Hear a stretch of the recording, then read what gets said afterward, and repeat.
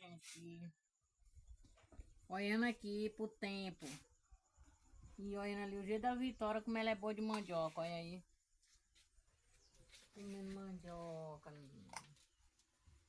E vocês acreditam como mamãe tá ali conversando sozinha, ó.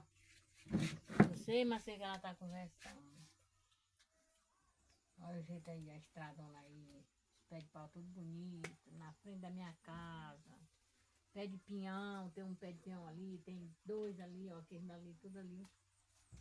Aqui é bom porque faz um sombreal bom, olha lá, aquela manga, aquelas trouxas de manga ali. O nome daquela manga ali é manga piqui. Só que ela é muito boa, ó. Ela tá madura.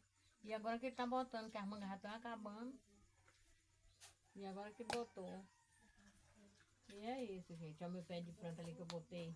Que a galinha tava comendo, aí eu trepei o bichinho ali, ó. Tá é bonito.